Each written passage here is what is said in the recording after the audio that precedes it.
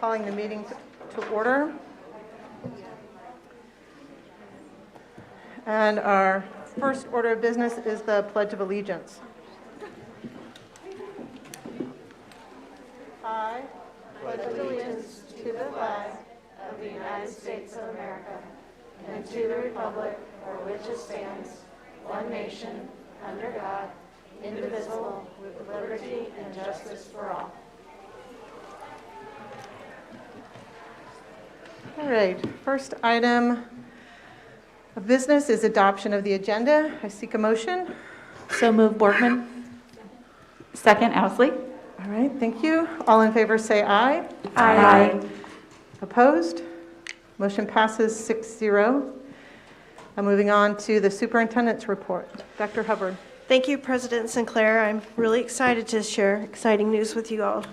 So earlier this evening, we had the joy of recognizing district honorees in this year's Shawnee Mission Area Council PTA Citizenship Writing Contest. This program encourages students in 5th through 12th grades to write and submit a poem or essay. This year, students were prompted by the theme, I Will Make the World a Better Place by. The theme was developed by West Ridge 8th grader Elizabeth Barnes. We congratulate all of the honorees for their writing talent and for the example that they set as good citizens. We are proud to share artwork from students across the district in the latest quarterly digital art show. This art show features work created by students in pre-K through 12th grades in schools across the district during the second quarter of the school year. We thank all of the students, SMSD art educators, and visual arts coordinator Megan Ellis for sharing this artwork with all of us. We will include a link to the art show in the recap so everyone can see the creativity and talent of the Shawnee Mission student artist. This month, we were delighted to officially celebrate the opening of a student-owned business at Oak Park Mall. Digital marketing and entrepreneurships of students at Shawnee Mission West have developed real products and brands. Their products are on display at a virtual storefront at Oak Park Mall. Shoppers can purchase the student-made products through a QR code that directs them to an online store. We'll include the link to the recap. These students have been hard at work with their teacher, Ms. Tiffany Dixon, and we're so proud they had an official ribbon cutting for their business, hosted in partnership with Oak Park Chamber and the Shawnee Mission Education Foundation. I cannot think of a better example of real-world learning than what this store provides. I'm so proud of our students and educators who have taken the opportunity and run with it. And I believe I see one of those student entrepreneurs in the audience, so thanks for joining us tonight. I didn't know you were coming, so what a nice surprise. The United States Environment Protection Agency Region 7 awarded Shawnee Mission East a 2020 Food Recovery Challenge Award. The school is recognized for its notable achievements in sustainable food management practices for 2019-2020 school year. They were honored for their innovative cafeteria composting program. The Lancers' work to revigorate their program led to 12.4 tons of composted food waste in 2019, which was a 538% increase for the school within 1 year. This all ties to the district's efforts that began in 2008 and spread across the district as a grassroots effort led by students, parents, teachers, district leaders, and community partners. All SMSD schools and the CAA participate in recycling and cafeteria composting. We are so proud of this shining example of sustainability at Shawnee Mission East. We want to remind everyone that enrollment is now open for pre-K and kindergarten for the 2022-23 school year. We will include a link in the recap with enrollment information so families can complete applications and reserve a spot. We look forward to welcoming students as they begin connecting with school staff and learn more about their future school experience. Pam Liberta of Waldo Thai, Kansas City, will soon serve as a guest chef in the Guest Chef Series at the Broadmoor Bistro. Liberta and the culinary arts students will prepare and host dinner at 6 p.m. on February 23, 2022 at the Broadmoor Bistro here at the Center for Academic Achievement. We'll include a link in the recap for tickets and more information. One of our favorite district achievements this year is the fact that we now have unified sports competitors in every Shawnee Mission high school. This has been accomplished in partnership with the Kansas State High School Activities Association and Special Olympics of Kansas. In just a few weeks, I'm going to be joining the West Vikings team in taking a polar plunge to support Special Olympics and unified sports. I'm going to include a link in the recap to my page and the overall information page about the polar plunge. I appreciate the invitation from Shawnee Mission West team to support a cause that is going to help students all across our district. This is a very cold event. And those of you who know me know that I don't do cold very well, but I'm still excited. And the event is held to support Special Olympics again and their work to support individuals with intellectual disabilities through competition. And then last, one of our biggest district celebrations of the year is the Research and Development Forum.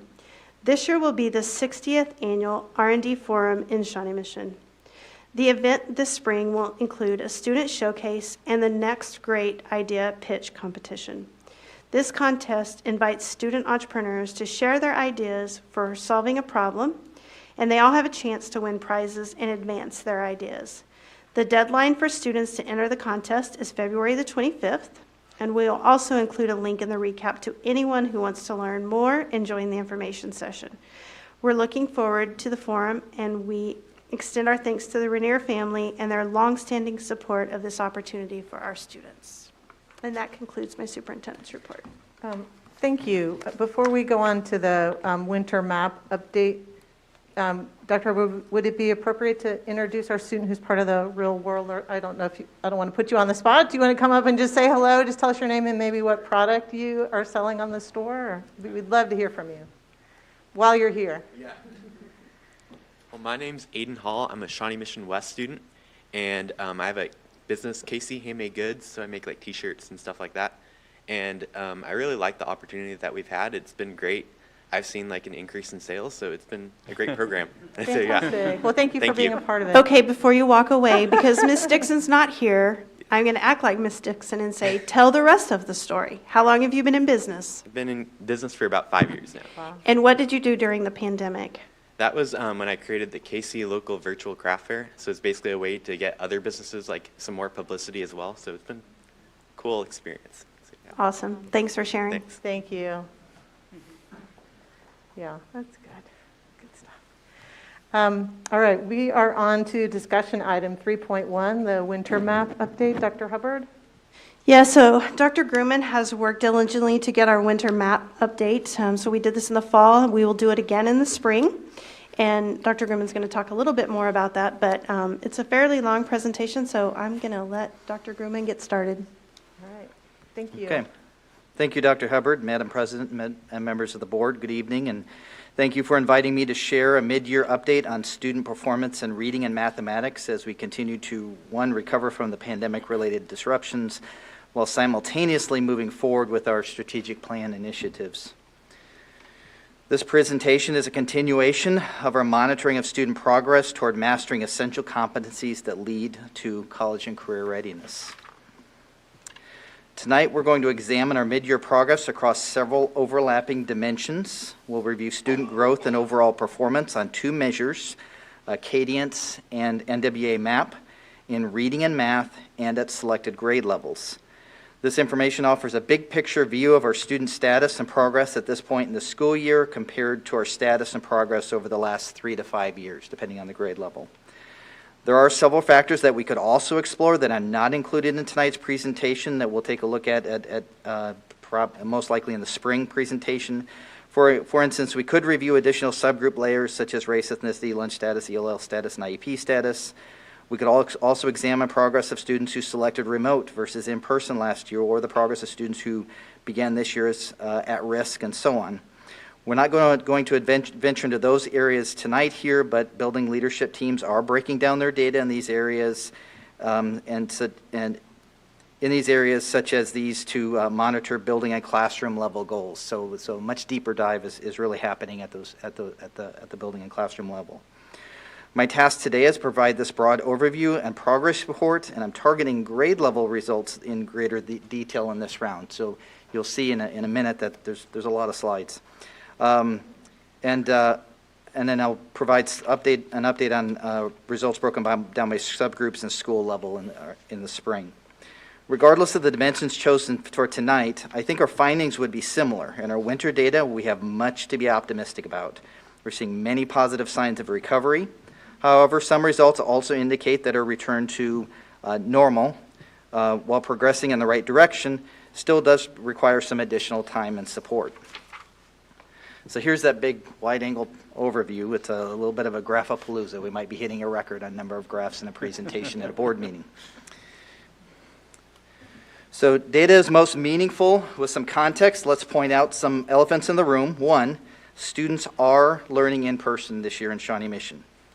2, as a result of strategic planning and the benefit of ESSER funds, we have been able to provide additional layers of resources, including additional FTE for classrooms, materials needed for intervention efforts, as well as social workers to provide support for social and emotional well-being, and there's a greater list than that. At the same time, like many school districts nationwide, we have been presented with some ongoing challenges. Through the fall, and especially this winter, the Delta and Omicron variants contributed to elevated rates of absenteeism among students and staff. We've also experienced challenges with covering classes when classroom teachers are out, either for their own illness or to provide for an ill family member.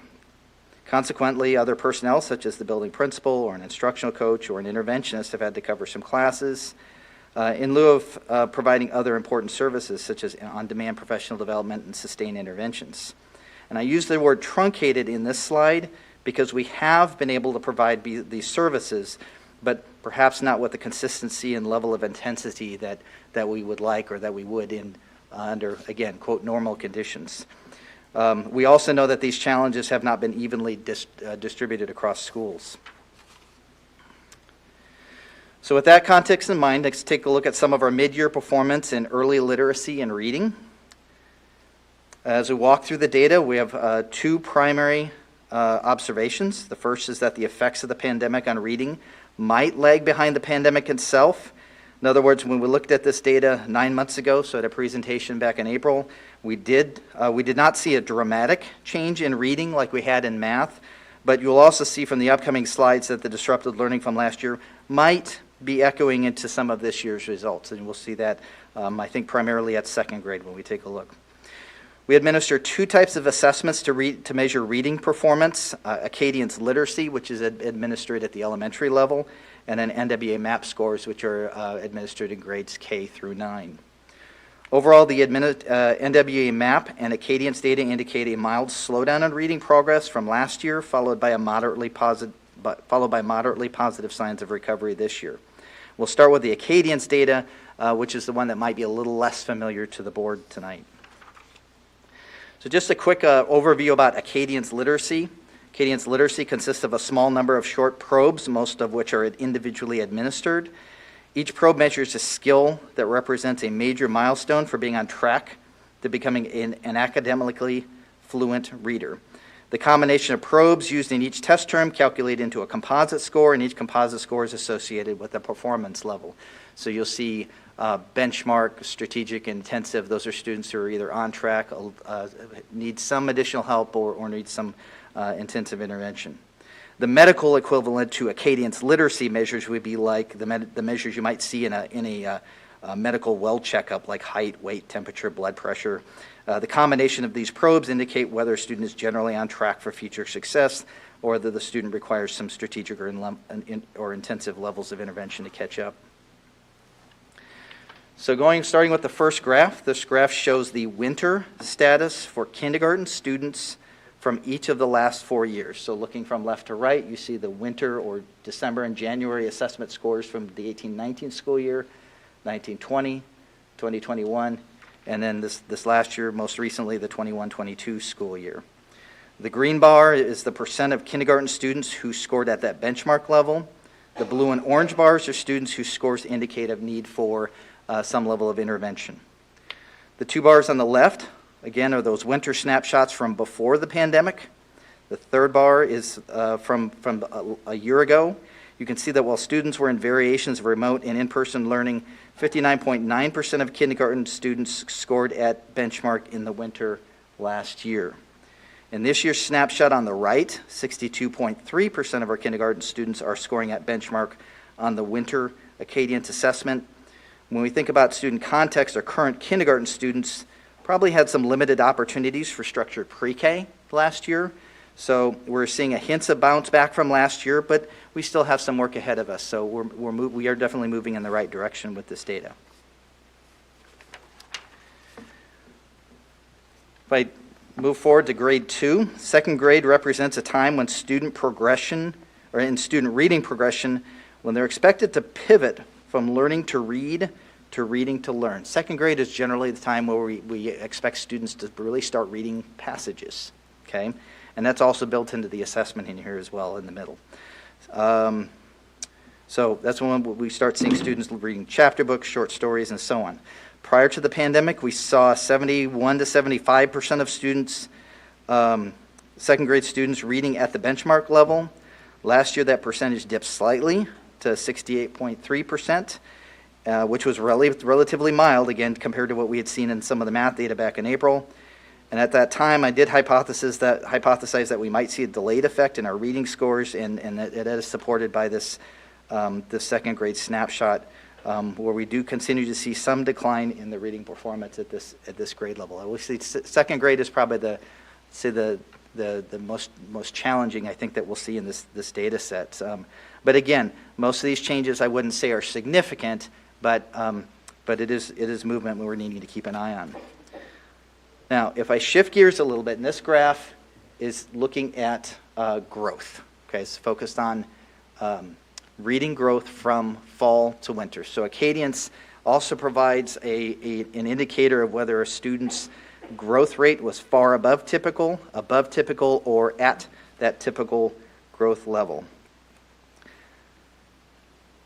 So we prefer to see the sum of those growth bars to be above 60%, because nationally, normally, each of those colored bars would be 20% each. So if you're above 60%, that's some indication of seeing some accelerated growth. I would prefer to see those bars to be closer to that 70% range, especially thinking about students perhaps catching up. But we do see some grade levels that are well above that 60% line. The good news. Again, thinking about that second grade class that we in the last graph, we said that, well, that looks tough.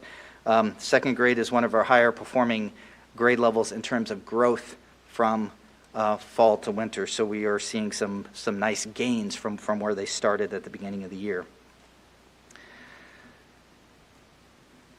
You can also see that we're seeing some challenges with our growth rate in kindergarten. It can be tough to measure student reading and math skills in kindergarten, as much of it also depends on the student understanding how to respond to the standardized prompts. You'll see a slide coming up that while the growth rate in kindergarten is concerning, I think this cohort of students will be okay. We have some very positive kindergarten data coming up as well. So here we go. If we shift gears now to the NWA MAP assessment, NWA MAP is an online computerized adaptive assessment. Students respond to approximately 50 items per subject, and the test identifies the level where the student is correct approximately 50% of the time. So it's seeking out an instructional level. Student results include a standard score called a RIT score, a national percentile, as well as scores that indicate their growth rate over selected time intervals. In the upcoming graphs, I use those student percentiles to define whether a student is below grade level, on grade level, or above grade level, similar to what I've done with slides in the past. So again, looking at that kindergarten data in reading, winter snapshots for the last 3 years. We haven't, 2020 was the first year in which we administered the MAP test to all kindergarten students. You see from this data why I said kindergarten was going to be okay, right? According to the NWA MAP performance, our current kindergarten students are outperforming their corresponding peers from the 1920 school year. You can also see their statistics from last year in the center bar. I will note that we were unable to test all kindergarten students in the winter of last year, so that the 2020, that middle bar is skewed a little bit towards students who were learning in person. Some of the remote testing required some additional parental interventions. So, but you can see the end count for each of those. But again, I'm very excited to see Kindergarten students really off to a great start especially on this assessment in reading. NWA MAP performance in grade 2 is consistent with our Acadience data, and my prediction that we might see the effects of reading performance lag slightly behind the disruptions from last year, and we're continuing to monitor this grade level closely in both status and growth. Moving on to third grade, we do have a 5-year history here. So again, moving left to right, you have 2018, 2019, 2020, 2021, and 2022 school years. The third grade cohorts are remarkably consistent. Unlike the second grade reading, the changes in learning modes had no noticeable effect on third grade reading performance. You'll see at each grade level, approximately 80% of students are reading on or above grade level based on the MAP data. I'll be curious to review this a year from now when we look at this year's second grade cohort and whether that will follow that same pattern going into third grade next year as well. So we're curious to follow that group moving forward. In fifth grade, we saw a small decline in reading performance last year, and then we bounced back to pre-pandemic levels this year. As of the latest data, 45.1% of fifth grade students are performing above grade level, and 36.8% performed in that on grade level band. So for a total of about almost 82% of our students are performing on or above grade level based on the MAP data that's here. In grade 7, we also saw a mild decline in reading performance last year, and this year the data bar on the right, that's also headed in the right direction with more than 80% of students scoring on or above grade level. In the years shown, we've in the past seen around 83% of students scoring on or above grade level on the NWA MAP reading assessment. So we're definitely headed in the right direction with our grade 7 students.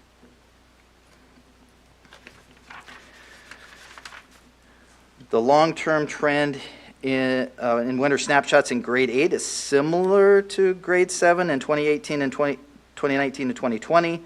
Approximately 85% of students scored at or above grade level. Last year, that percentage dropped to 79%. This year's data is not quite back to those pre-pandemic levels, but with 81% at or above grade level, we are headed in the right direction with this group of students. I'm going to shift again to looking at growth data, because that does provide, again, a different picture and a different perspective on where our students are. The MAP assessment is uniquely designed to measure student growth over the long term. One advantage of the RIT score is that it's independent from grade levels. So NWA provides growth data over several term options. For example, we could look at fall to fall, fall to winter, winter to winter, fall to spring growth, so there's a variety of time frames.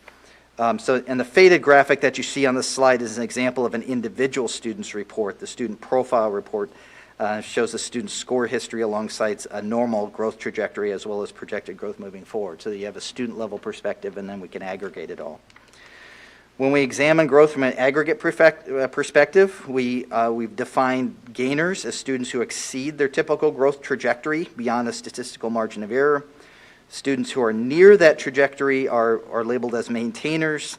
These student growth values will either fall a little above or a little below their typical growth rate. And then students defined as sliders are those who did not meet their typical growth rate, and that level was beyond a statistical margin of error.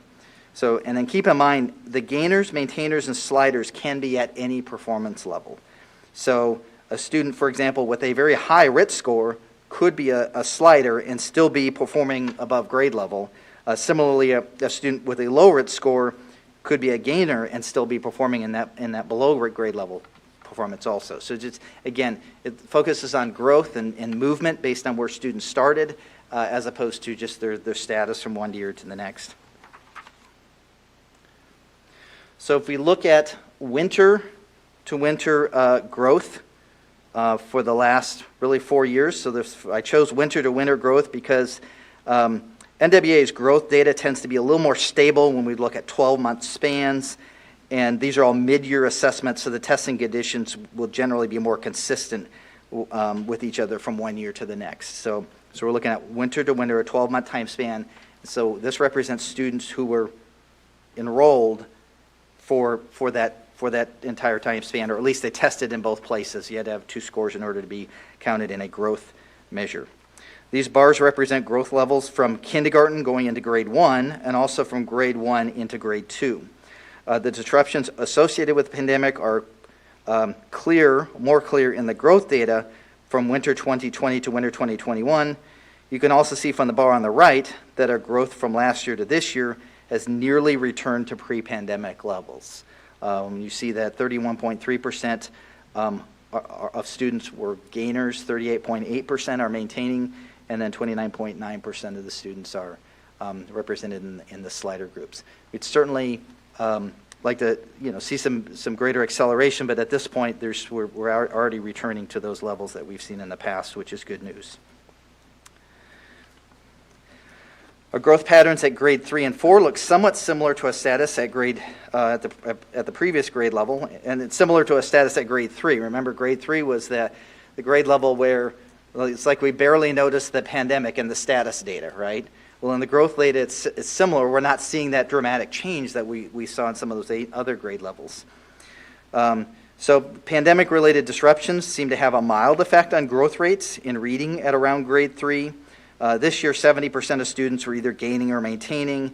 In prior years, gainers and maintainers were somewhere in that 75% ballpark. So we're, again, the growth rates are returning to some of those pre-pandemic levels. Moving up to grades 5 and 6, we have a similar picture. In prior years, approximately 80% of students were maintaining or gaining. Last year, that percent dropped to about 73%. This year, we bounced back a little, partially to that 76% range.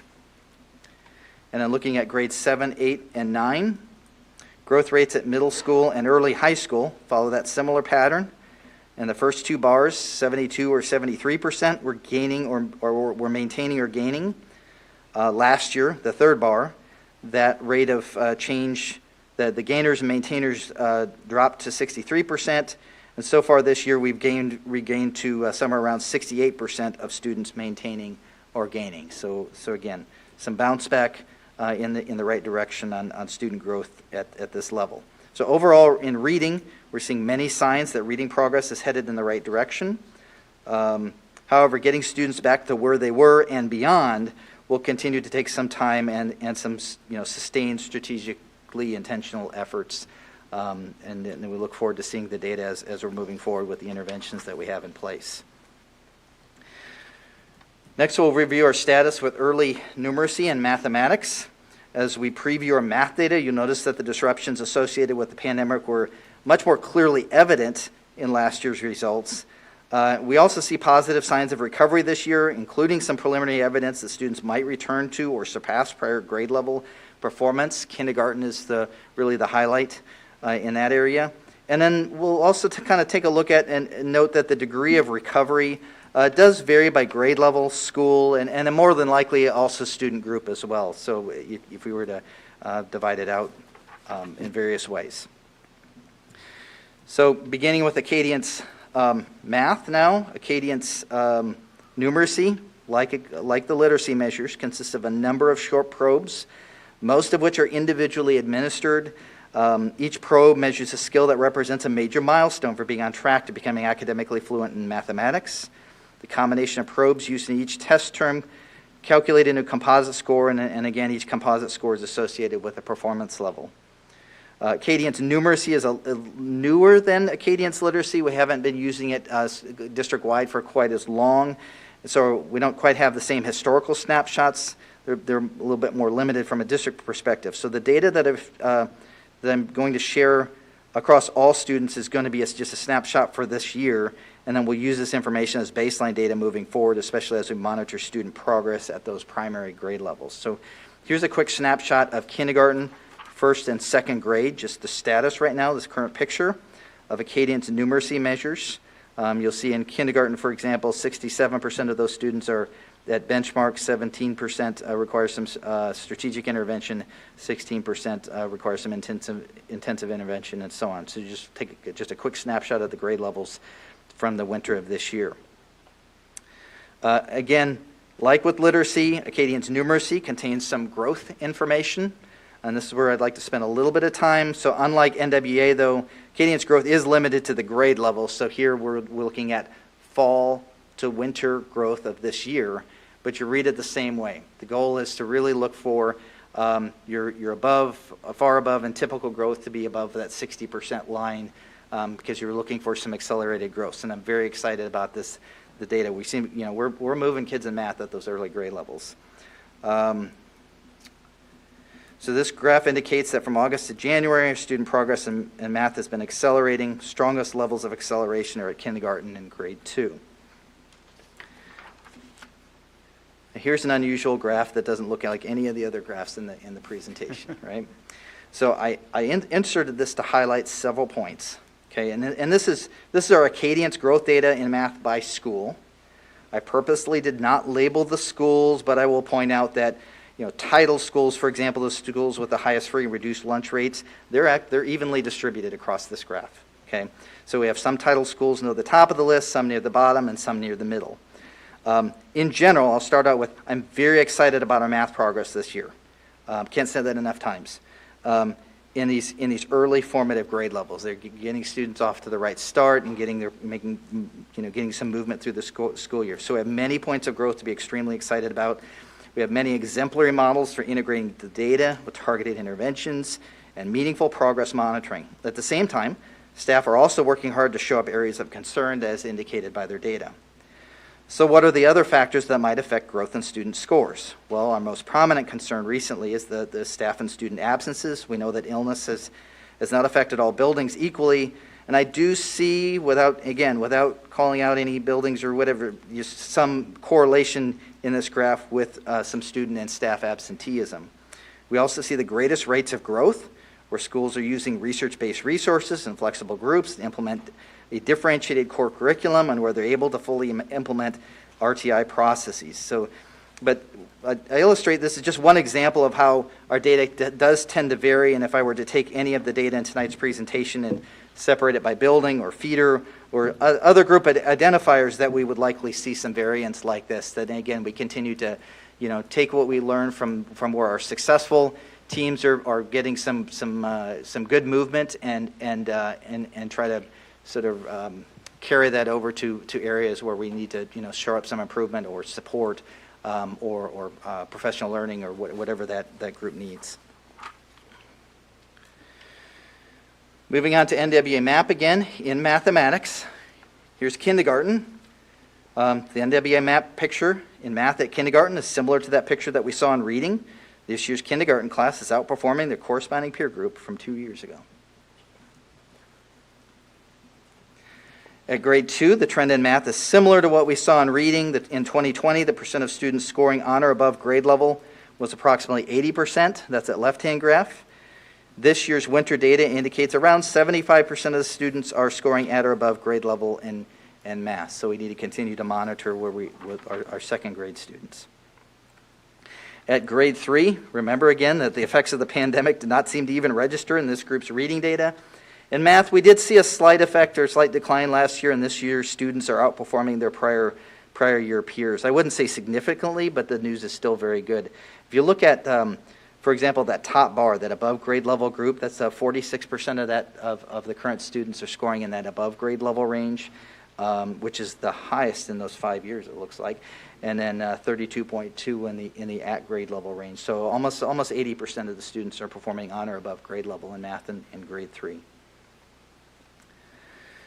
Moving on to grade 5, historically, around 80% of students performed on or above grade level. Last year, that number dropped to approximately 73% of students on or above grade level. This year, we have a little bounce back to about 75%.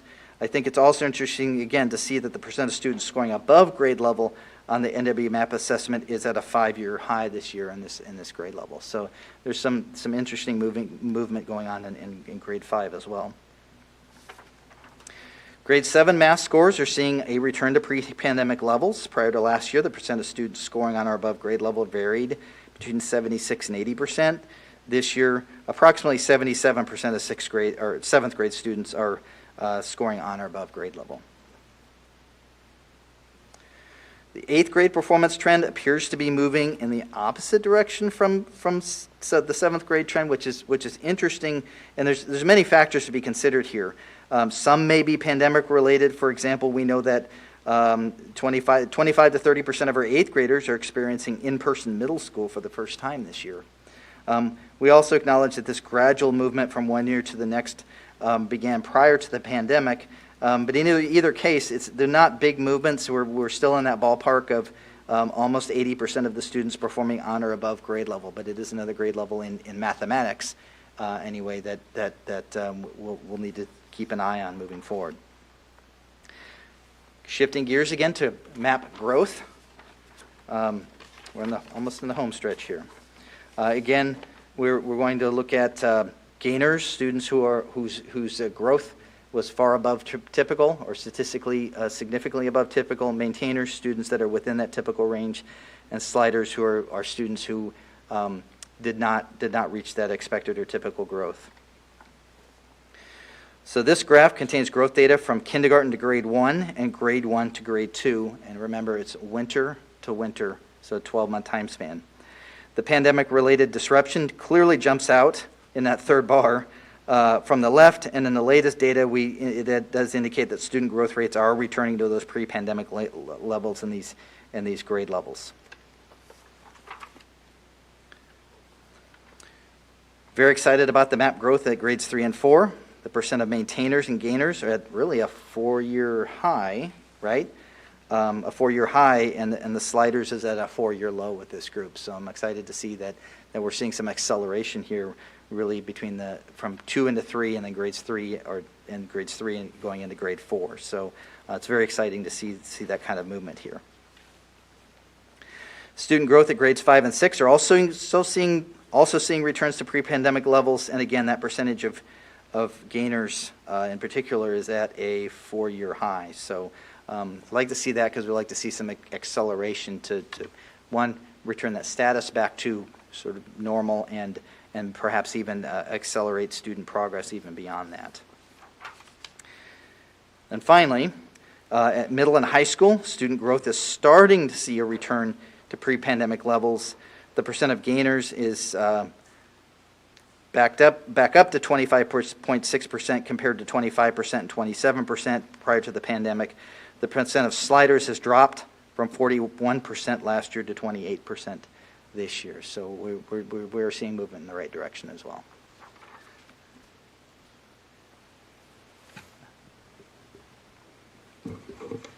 So before we go to questions, I just want to say that while our data is not where we want it to be, I'm really proud of the growth that we've made this year, both in reading and in mathematics. And just all of us have been spending an incredible amount of time in buildings as compared to previously. And I can tell you that what I see when I'm in classrooms is reflective of this data. The engagement and the quality of instruction in our classrooms is, I've just been completely impressed this year with our classroom teachers and our substitutes. I mean, I was in a building 2 weeks ago where the building sub, I walked in and she was like, "I'm the building sub." And I was like, "That's okay." And she was like, "You're more than welcome to stay though." And I mean, she didn't miss a beat, just boom. And it was awesome. And then I had a principal last Thursday say to me, for the first time in a really long time, we are so excited for our kids to take the state assessment because we've been working so hard this year and we're going to rock it. I mean, like, she was so confident, and this happened to be in a title building, and she was like, our kids are working so hard and our staff are working so hard. So I think this data is very reflective of what's happening in our buildings, and that I'm excited for the future and what our spring scores look like as well.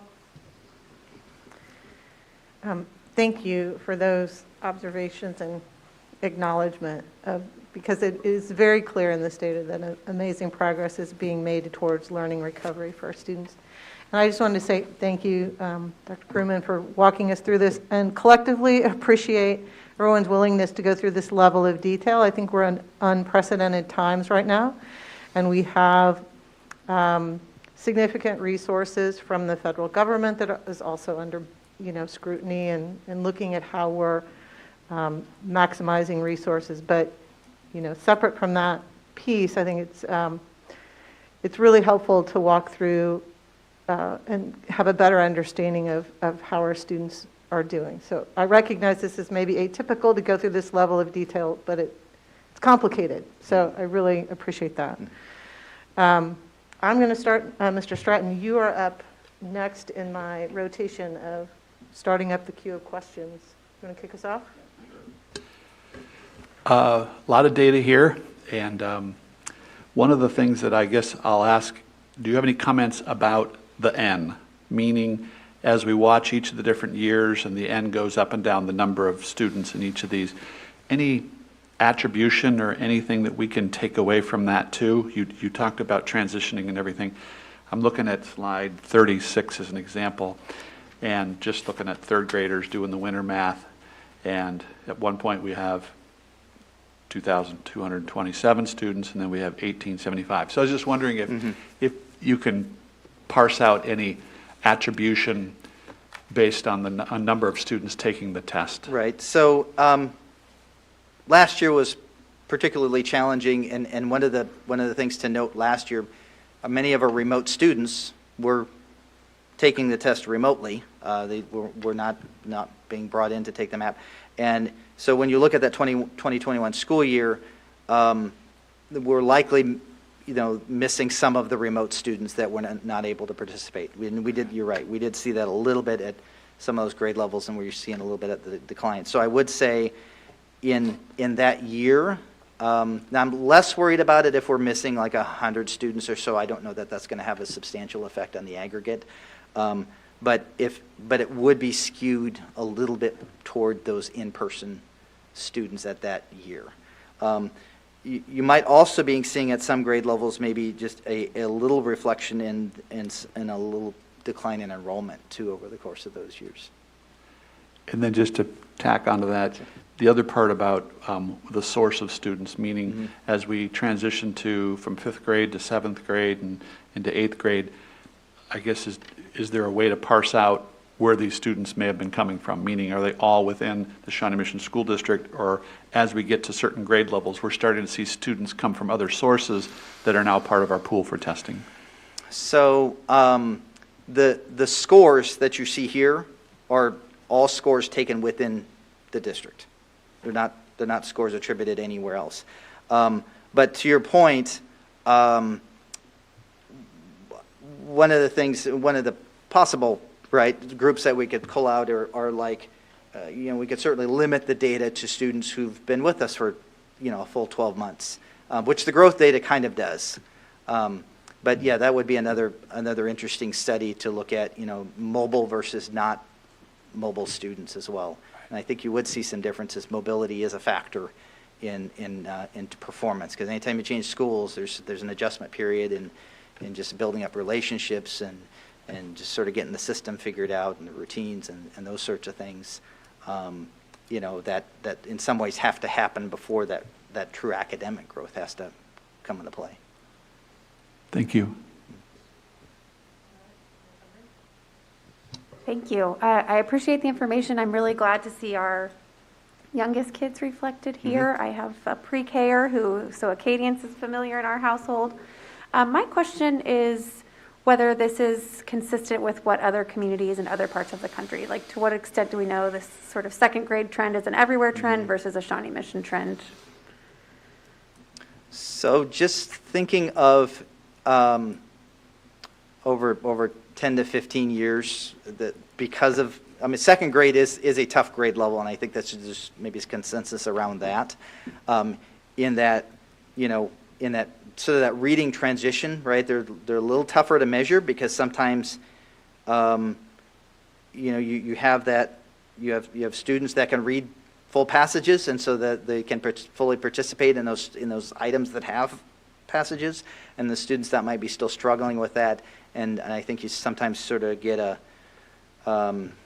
it's not quite as smooth a curve at that grade level.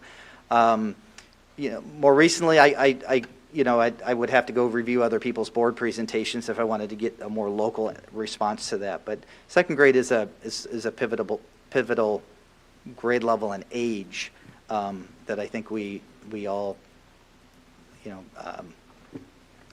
kind of want to keep an eye on, and we all sort of struggle with on the measurement side of things. I would add, going back to our CARES research, when we did our CARES teams, that research does reflect nationally the larger dip in mathematics for not just us, not just Kansas, but nationally, and that reading pretty much sustained, I would say. Right. But I haven't seen any data on like the recovery aspect of it yet. I'm sure that's coming soon. Got it, thank you. All right, thank you, Ms. Boyd-Norena. Yes, I was especially pleased to see on the Acadians literacy growth from fall to winter, where it the gains from 2nd, 4th, and 6th grades was very obvious. I apologize for not writing down which screen it was.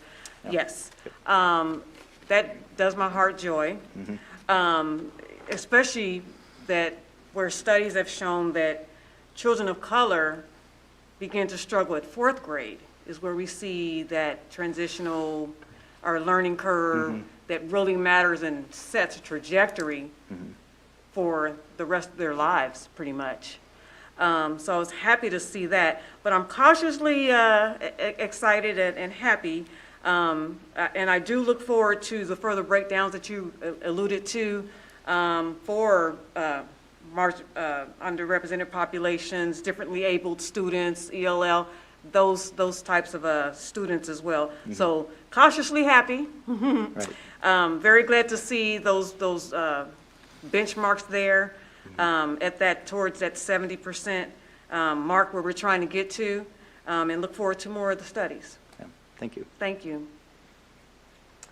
All right, thank you, Ms. Borgman. Yeah, thank you so much. This was excellent. I kind of feel like if there was a headline, it would be "Students are resilient and teachers rock." So thank you for reflecting, showing this, this data. I was, a couple questions. So first question on slide 32, I know that, the building names aren't listed, which is fine. But there clearly is a big gap, right, between how well the top performing school is doing, and then when we look at, the bottom, that school is not even at 40%. So what, and I don't know if this is more of a question for Dr. Hubbard, but what does support look like for some of these schools that, are not really close to that 60% mark or have some bounce back to do? So Dr. Grumman, correct me if I'm wrong, but sometimes this is deceiving because growth, that we're thinking about growth, right? So kids that are extremely high performers have a much harder time of meeting growth. So when you immediately look at this, you may think you may assume that title schools are in the bottom of that, and that may or may not, as he talked about, be the case.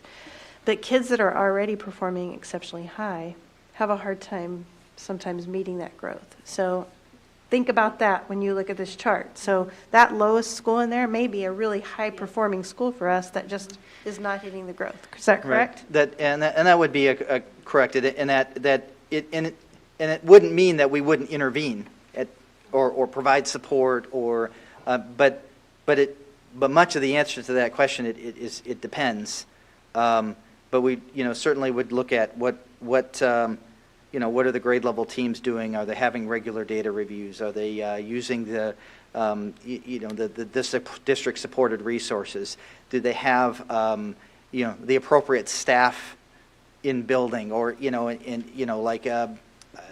have they struggled with some absentee rates and things like that of some key personnel who really are sort of linchpins in some of these processes? So there's a number of factors. Some of them, some of them, we would know are temporary because of the staffing piece, and we know those people are back in the building.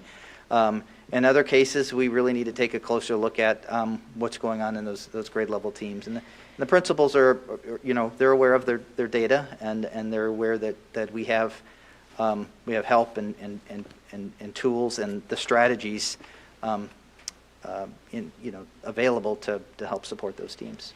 And I think this is where it's so important for those building level PLCs to come into play, because we could sit here and look at this all day, but if the three of us are a third grade team, we can set it at and know exactly what it means and put names with the numbers, which Yeah. is really the most important part.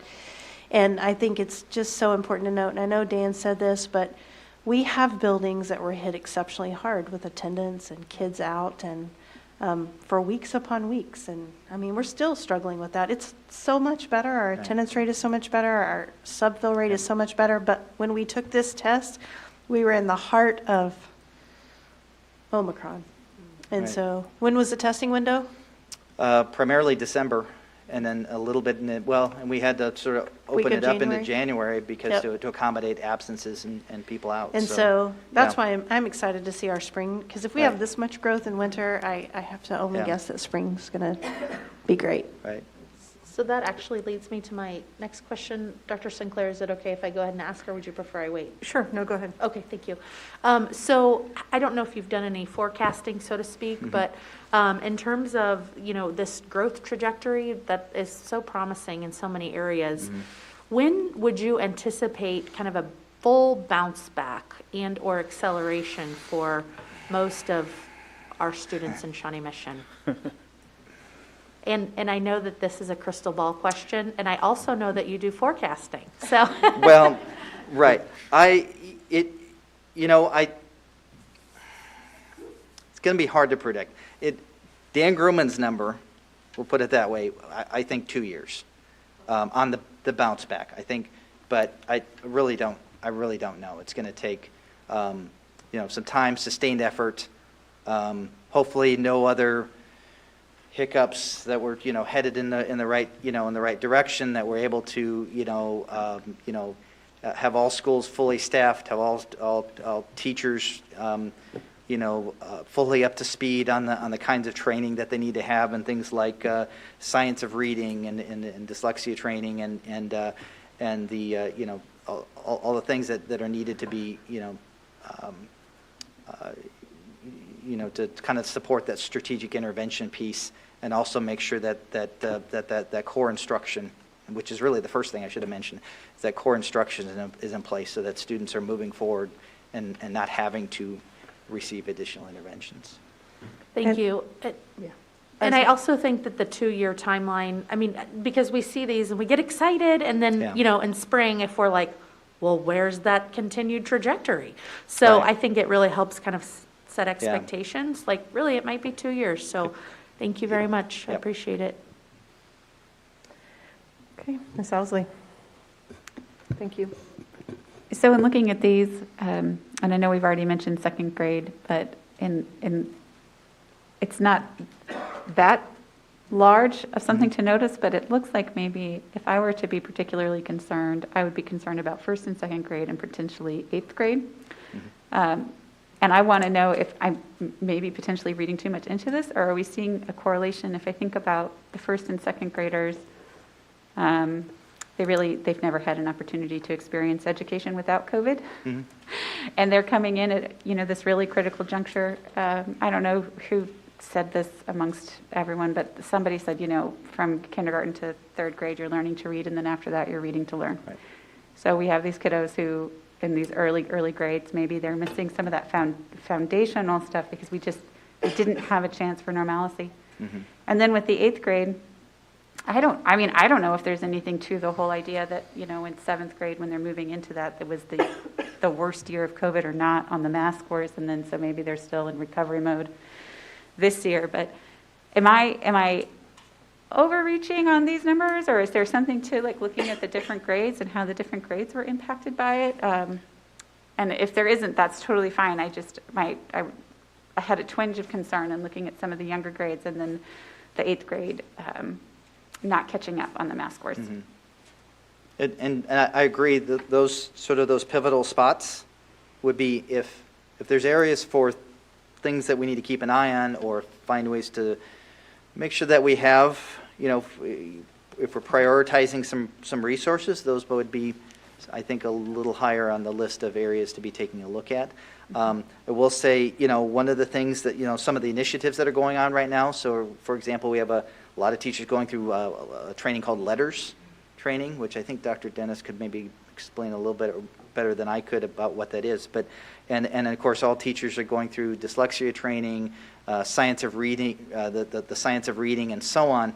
And a lot of what that does is, because oftentimes, when you start to get some of the higher grade levels, you start to, assume that students can read, and so maybe some of the training on understanding the science of reading starts to fall off, and we want to make sure that that is still inserted into those upper grade levels, this concept of phonemic awareness and phonics and teaching vocabulary skills and word attack skills and all those great things that we should still be doing at some of those upper grade levels. So some of these training mechanisms, I think, are being inserted, which I think ought to help not only catch students up, but then help move them along and perhaps accelerate their growth.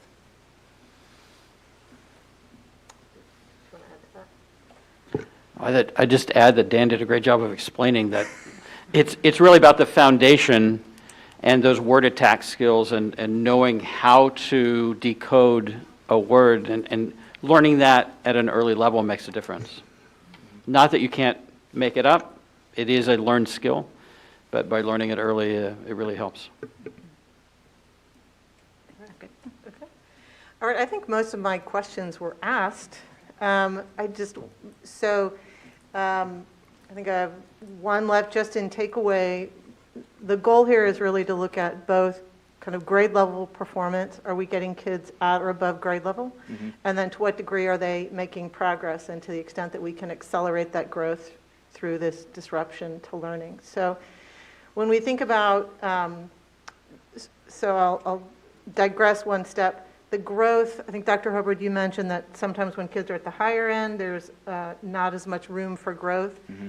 Do these scores adjust that proportionally, or is there an expectation for the same degree of growth? So on the NWA MAP assessment, there is some adjustment. So for example, a student with a lower score, their growth trajectory is generally higher, and then students with a higher score, their growth trajectory is a little bit lower.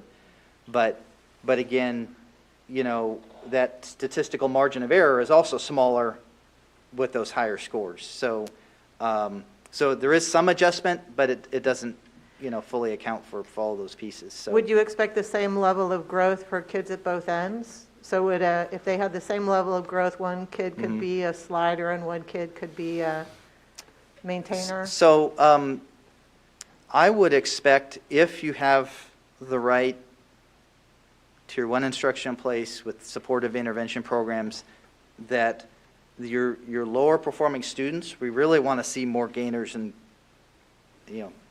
more gainers for sure, because you're really looking to try to accelerate them. The students at the upper echelons, there is some, if they kind of bounce back and forth, at that high level up and down, that's not unusual to see that, and we would worry less about that. So, and one way to certainly divide up this data is to take a look at, just the at-risk students and look at what their growth is, because that's really a big interest area of making sure that those students are, for the most part, getting where they need them to be, because that's the college and career readiness aspect really affects those at-risk students. Making sure all kids hit that readiness, but then there's also that expectation that the beauty of that is there's an expectation of, regardless of where kids come into the system, everyone is expected right. to experience and encouraged to experience that growth. Right. So, all right. I'm going to look up and down the dais to see if there's any other questions. I had one, sorry. It's more of a question for ourselves than a question for Dr. Crewman. So I'm just, my head's going to, when you guys started alluding to some of the ways that we're using district resources, and I'm just curious if there's plans for this data to go back to the CARES and ESSER teams, if this affirms where we're allocating that money, or if we have any new work to do in terms of how we're using those education recovery dollars in light of this data. I don't know that I have the answer to that question right here on the spot, but I would think I'm just thinking back in our original CARES data and what those teams did. I don't know that this data is really a lot different than what we sort of projected, knowing that mathematics was our most difficult area, right? And thinking about especially Heather's comment about 8th grade. We added math teachers there specifically for that. So just thinking off the top of my head, and, that first and second grade, we lowered class sizes and more instructional coaches, to ensure that every building had an instructional coach. I can't think of a way we would spend it differently. I would love for some of you who ran those CARES teams or thinking about that differently. I would just say that there is an effort right now to pull the elementary math team back together to get some feedback. Dr. Neal is involved in that work. And I don't think you've been able to pull together yet, but it's an ongoing process. That's great. We do, and based on some of the challenges that we've seen this year in terms of staffing and professional learning and some of those things, and we're bringing them back together to sort of look at what the best, most impactful intervention will be, and we have our meeting later this week. I would also add that individual schools are also looking at their data, and so they're going to be informed as they'll have a better understanding of their individual school building that will then inform how we can provide those supports at the district level based on the resources that we currently have. And those trainings and that material is available, and they'll reach out again and be more specific in terms of the type of support that they need for their individual building. And I know I would add to that, we're not really talking about this tonight, but also a lot of conversation around social emotional supports for kids. So yes, while we're not really talking about it, is a direct impact on reading and math, I think, as we all know. And then I heard just this past week in principal meeting talk about camp invention. Anybody help me with that one? And that buildings, we're talking about that it's a summer programming to help with just this exact thing that we're talking about here. Dr. Neal, can you add to that? That it's for elementary, it's STEM-based activities, highly motivating, hands-on. Every school will have an opportunity to send, I believe they can select about 9 students, and they will be able to come to 8 regionalized sites for students to really get some targeted, fun, engaging opportunities for them to grow in the areas of mathematics and STEM. And that was specific to CARES dollars as well. Great Thank you. question. Anything else? Okay. Dr. Grumman and team, thank you so much for this Thank you. report and information. All right, this brings us to the consent items. And unless I have a request to remove an item, I seek a motion to approve consent items. So moved, Hembry. Second, Owsley. Second, all right, thank you. All in favor, say aye. Aye. Opposed? Okay, motion passes 6-0. All right, that brings us down to 7.0, action items. Approval of updated second semester COVID mitigation measures. Dr. Hubbard. Yes, thank you. So in front of you is a recommendation for another update to the second semester mitigation plan. I just want to highlight a few things under vaccination and testing. We did remove test to stay as it no longer is relevant because there's no quarantine and contact tracing. Under healthy school environments, you'll see in the pre-K 6 area that masks are still required as long as there's a county mandate, but that any time the county mandate were to expire, then elementary schools would immediately revert to the district threshold. And then the secondary goes back to mask optional, again, being within the threshold. So because there's no county contact tracing and quarantine, then we had to change our threshold. And so we went back and looked at data. We just left the less than 3% positive just from what we'd previously had. But the sort of the metric that we needed was absentee rate due specifically to illness. So we started looking at data and we were asking the question, what was normal illness prior to the pandemic? So we went back and looked at some data pre-pandemic, and what we found was it ranged, depending on the building and level, from anywhere from like 2.6 to 3.0 for illness specific. So we said, okay, so we had 3%, and then we also have to account for the fact that we're in a pandemic. And so that's where we landed with a less than 5 absenteeism rate due specific to illness. So that's the district threshold that we have in this recommendation. And then you'll also notice that all reference to contact tracing and quarantine has been removed. And I see Elizabeth is here to join us, so if we have specific questions about that, I mean, I'm sure Elizabeth can help us with that, but it is definitely our understanding that the county is still not contact tracing and enforcing quarantines at this point.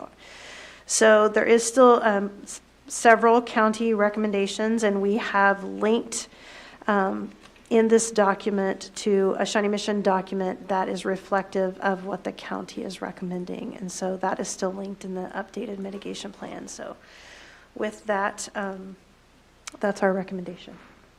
Okay, thank you. Welcome, Ms. Holshoe. How are you this evening? I'm doing well, thank you, Chair. I would invite you just maybe to remind the board where we're at, maybe in our COVID prevalence, and when the county will be meeting again. Thank you. Absolutely. Good evening, board members.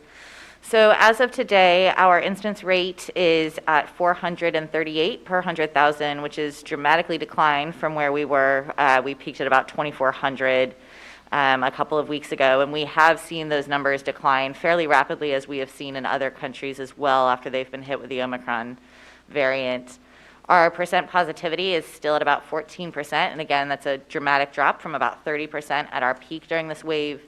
However, I would like to caution that our numbers are still where they were in the peak of the winter surge of 2020, so pre-vaccines. Today is the first day we've actually dropped just below that peak level that we'd ever seen prior to Omicron. With that, we understand, the pandemic has gone on for 2 long years, and we've gotten through a very difficult surge for our community, for our hospital systems. Our hospitals are less strained than they were, but they are still strained under staffing shortages and an increase in hospitalized patients. As you know, when individuals are hospitalized with COVID-19, they tend to be there for quite some time, and still making up a number of ICU beds and hospital beds with COVID patients. However, they are turning in the right direction. Very similarly, as we've seen our numbers drop in the community, we have also seen similar cases drop in school settings, as well as we know that the schools are reflective of what happens in the community and not the other way around.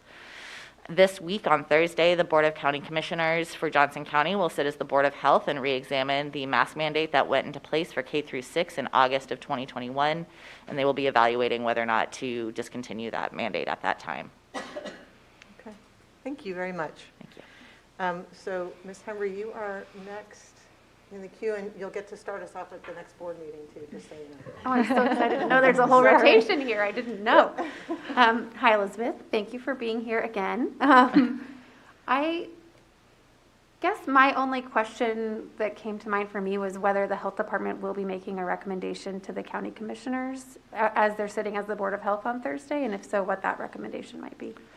So what we know at this time is that the numbers for COVID infections in our community are still much higher than we are comfortable with. If we were still in the previous iteration of our guidance, when we were talking remote learning or hybrid, which obviously we're all very happy we're not in that place, we would still be in full remote across the board because those numbers are quite high. And while, yes, they have gone down substantially, we are still getting a number of new infections every day, and that what we see on our dashboard and in official numbers is a fraction of what is actually happening in our community due to at-home tests, et cetera. So at this time, given the number of cases, we believe that masks remain a very important mitigation measure in addition to all of the other components that we've talked about. We've talked a number of times about that Swiss cheese model where we layer different mitigation measures in place so that a hole-in-one is captured by the mitigation beyond that. So masks at this point, given our current county transmission level, are still a very important tool for us in our public health toolbox. Thank you. All right, Ms. Boyd-Norena? I'm trying to figure out how to ask this question. So I'm always trying to find a happy medium between when I hear that the numbers are going the right way, which we want to hear, yet hospital beds and the situation at the hospitals are still not as dire, but not where we want them to be. So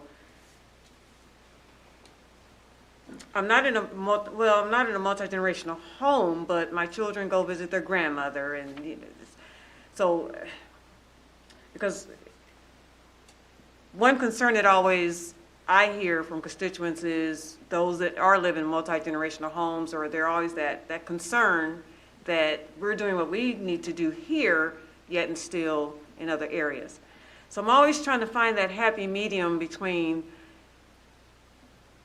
where is this new normal going to be or look like, or what else can we do to get over this hump?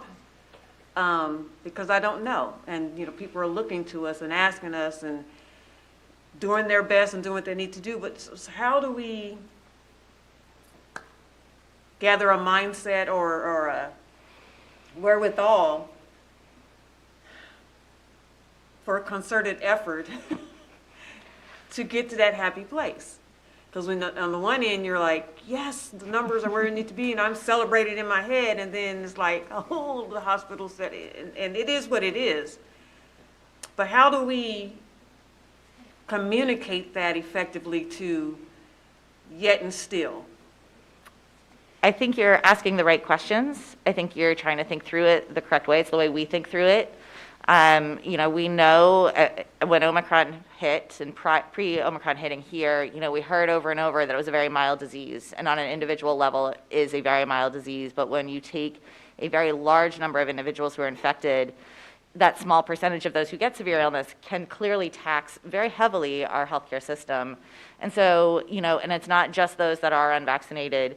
There's new evidence that the booster and the vaccine wanes after about 4 months. And so individuals who are immunocompromised or who are elderly and have multiple health conditions, if they were in that first round of boosters, they may not be as protected. And, I have an 82-year-old mother-in-law and a 5-year-old child, so I fully understand that balancing act that we as individuals go through. From the perspective that I take as a public healther, right, I have to look at everybody in the community. That's what public health does. And so for us, it is this very fine balancing act of how do we protect those among us who are most vulnerable and still understand that in the broad sense of the community, individually, people are not at an extreme risk of severe outcomes from this illness. Where I land is that we've seen these numbers go down before. The question at this point is how low will we go before we plateau?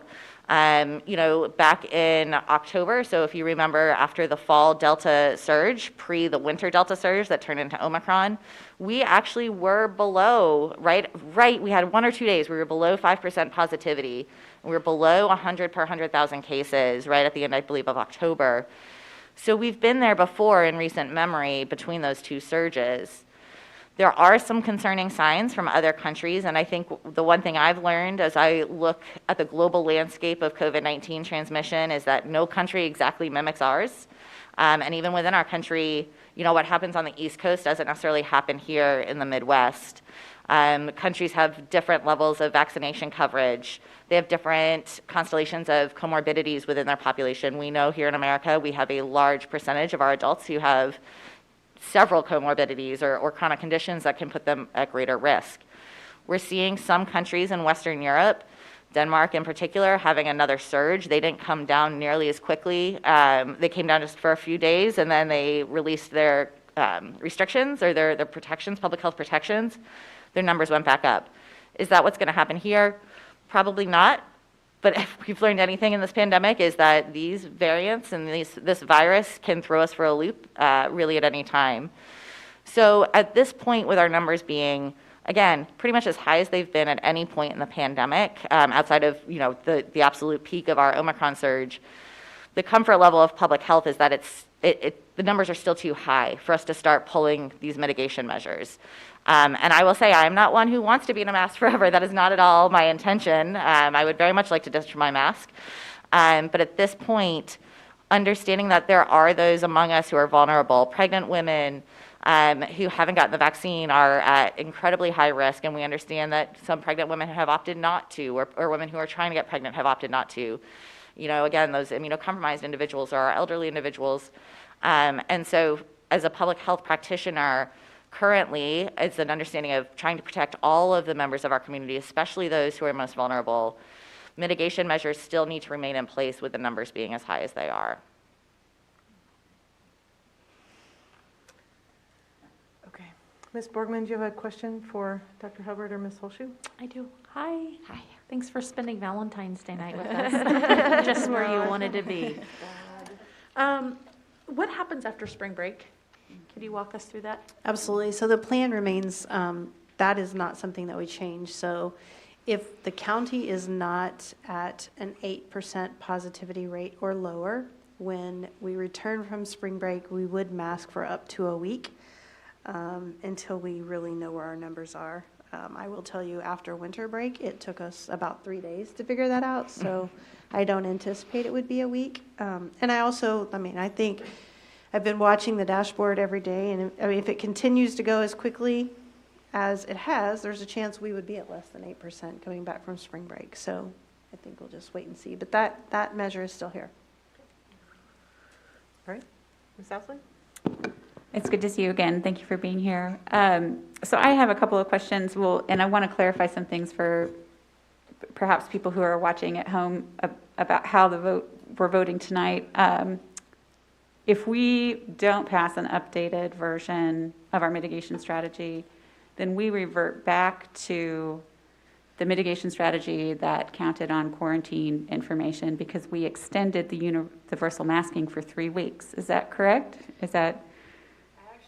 I actually think we have to take some sort of action. We either have to extend our universal masking. Right. We extend that's currently in place, or we approve here. Right. No, I'm just explaining for people at home. So if we were... Well, that's why we would have to extend the universal masking, because we put the universal masking in place until February 15th with knowing that we would be voting tonight. So if we were to not pass the new strategy, we would revert to the old strategy that is based on data that the county is no longer reporting on unless we voted to extend universal masking. Is that correct? So, because I don't think we had a motion yet for this. I think we're just discussing. Did I skip a step? Should I have taken a motion before we started discussing? It's not a big deal. I'm just clarifying. Yeah. We don't have a motion on the table. Yeah, there's not one on the table. Yeah. But if we were to, the options on the table would then be to vote to approve this, or once a motion was made for it, to amend it to extend universal masking, to delay the implementation of this. Is that correct? Am I understanding that accurately? Maybe. Okay. I may be confused. So I see the two options as to extend our current plan, because our current plan goes through tomorrow. So we could extend our current plan or approve the recommendation on the table. Is that what you're saying? Right. Okay.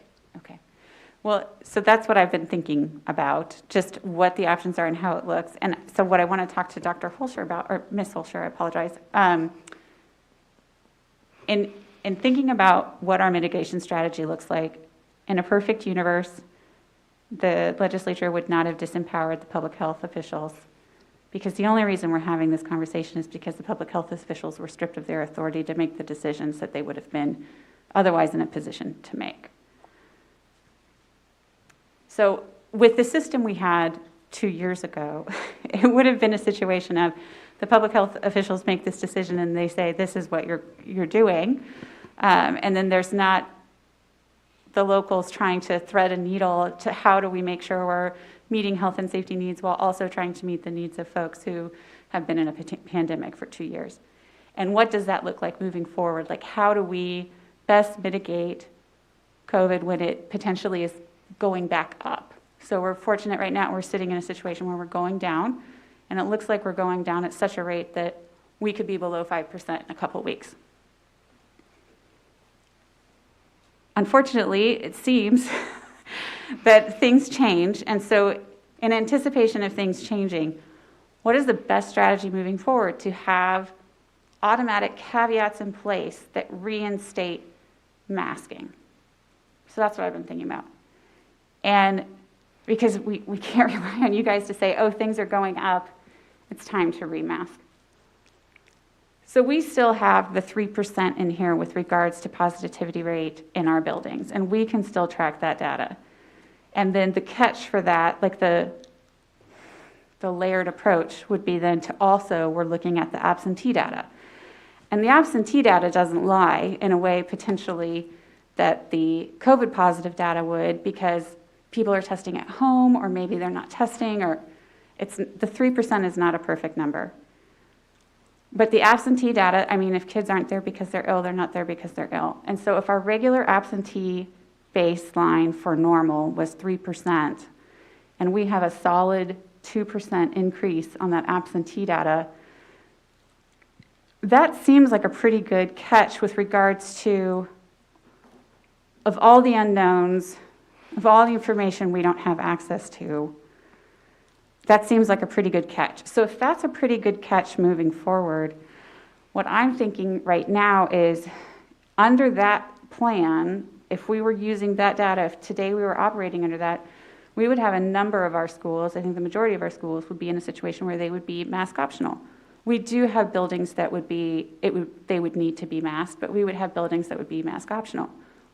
I want to clarify that real quickly. As of today's data, we would not have any, all buildings would be mask optional. Fantastic, because that's the going down portion, like that's been moving really fast, because I think a couple of days ago we had a couple that would be. Last week it was 8, but with today's data, with the updated dashboard, all buildings would be mask optional. Well, let me restate that. As of Wednesday, 7 through 12 buildings would be mask optional. And depending on what the county does, we would act on elementaries after that. So, and that's as early as potentially Friday.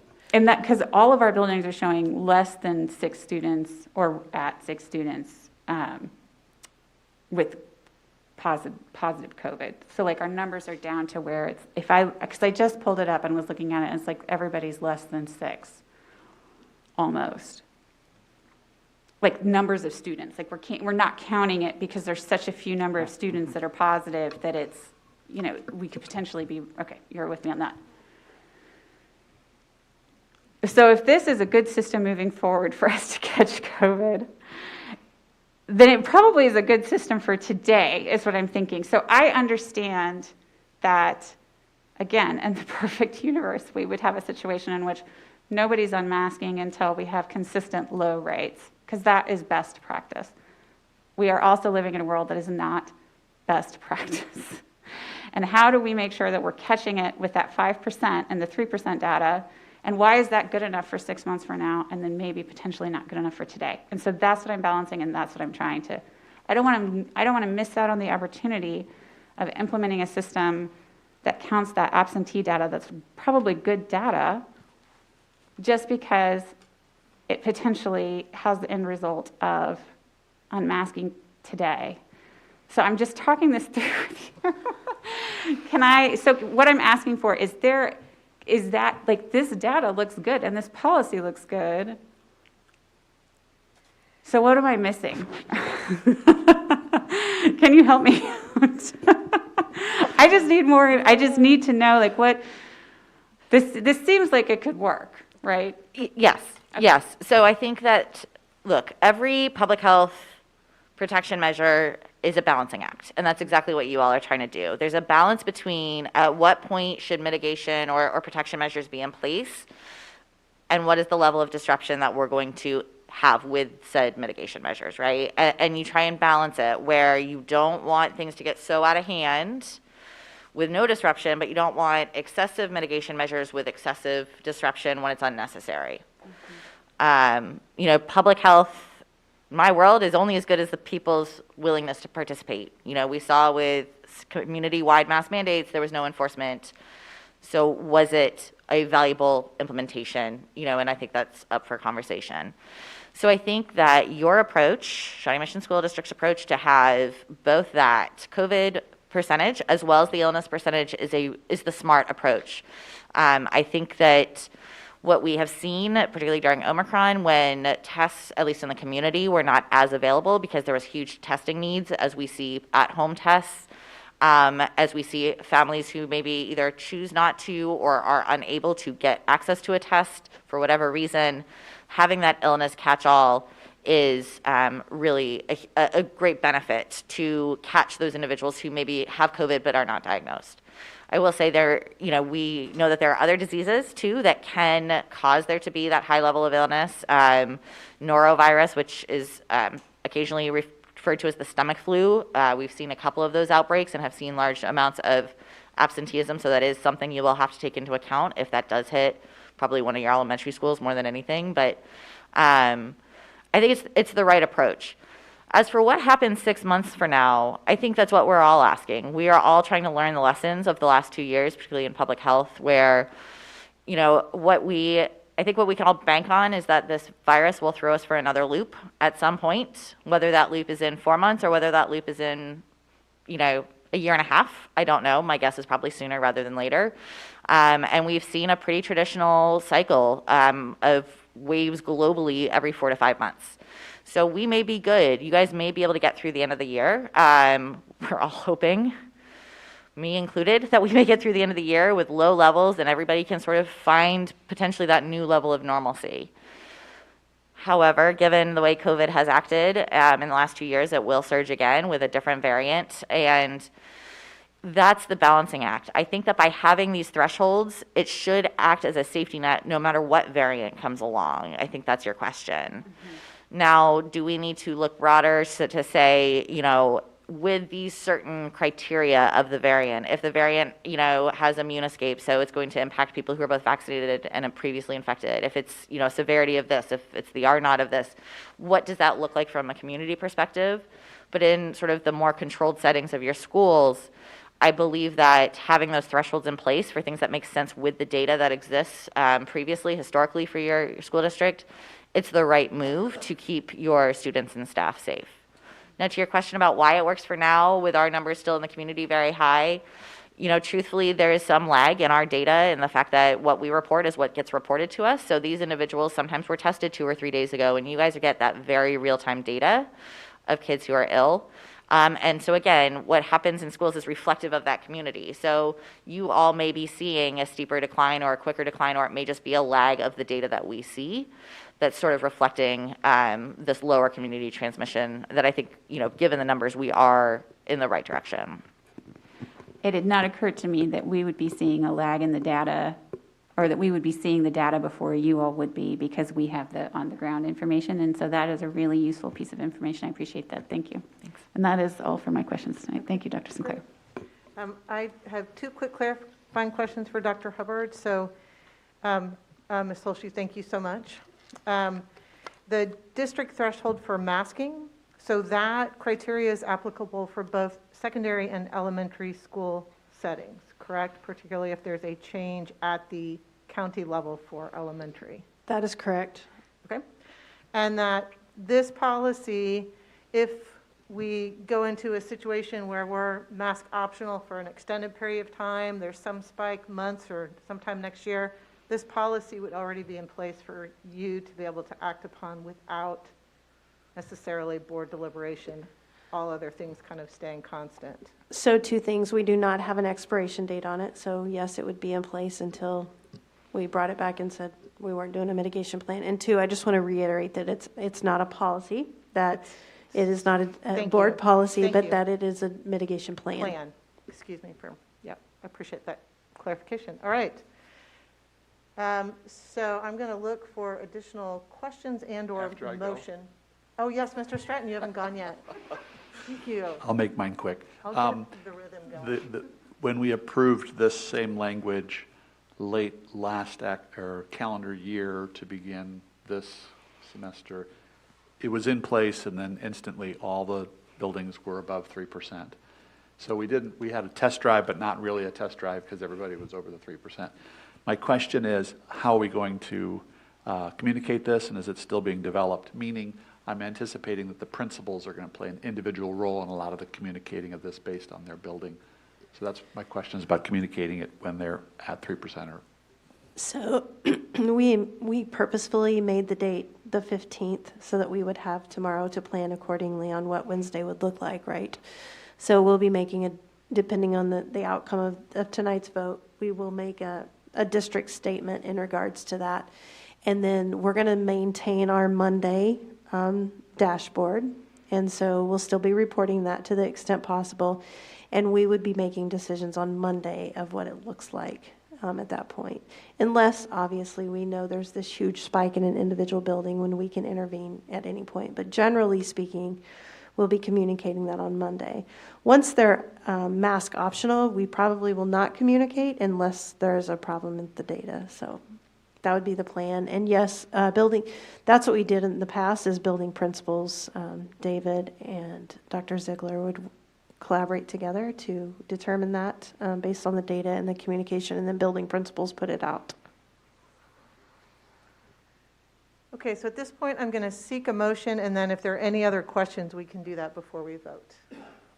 Do I have a motion to approve the updated second semester COVID mitigation measures? So moved, Borgman? Okay, do I have a second? Second, Stratton. All right. Any other questions? Okay. All in favor say aye. Aye. Aye. Aye. Opposed? Motion passes 6-0. Okay, that brings us to board comments, 8.1. And I believe that would leave Ms. Boyd-Nerona up for starting us off on board comments. All righty. I'm excited about, I think I've gone through one full cycle of meetings, so I'm excited about that. Equally, if not more important, I do want to make special reference that this is February, Black History Month. And so I encourage schools, principals, individual students to embrace and encourage a celebration of that throughout this month, throughout the rest of the 28 days that we have in the month of February. Thank you. Thank you. All right. Ms. Borgman? Okay. Ms. Ousley? Well, we're almost at 2 years of COVID. And I've been thinking about that as we approach March 12th and what we've been through for the last couple of years, and looking at the data on how many Americans have lost their lives, and the idea that we have collectively lived through a mass death and mass disabling event in our country, and what that means for all of us. And I'm not sure we've really had time to process that because we've been still trying to live through it. And I think there might be some beauty in not being board president because I've had time to be contemplative and thinking about how, as a district, we navigated it, and how really thankful I am for the leadership in this room and for the numbers that were in the presentation tonight on getting to the part where we're doing the learning gains. At the beginning of March of 2020, one of my kids' teachers posted on social media. She said, "Don't worry about what they lose, because we will get it back for them. You know, worry about giving them support and love, and we will get it back for them." And she can't make that promise for the whole district, but it meant a lot when she said it aloud. And then tonight we're seeing the fruition of that. And so I'm very, very thankful for all the educators who have done the work with this craziness with all of these kids. And I'm very, very thankful that we get to be voting on things that are ratcheting down and not ratcheting up. So thank you very much, everyone, tonight. I appreciate it. Thank you. Mr. Stratton? Ms. Embry? No comment. All right, well, thank you all. I encourage you, God, Ms. Boyd-Nerona, I'm sorry. Yeah, that's how she started. Yeah, I started with her. I know this, my cycle, yeah, my new. I just want to close with saying thank you to everyone for this workshop, and to encourage you all to reach out to folks you know who are engaged in public education advocacy. There are a lot of things happening in Topeka. I would love to say more good than harm might be coming out of the Capitol, but it's not the case. So engage, contact your legislators, let them know you value public education, and ask them to continue to. Thank you. Meeting adjourned. And happy Valentine's Day.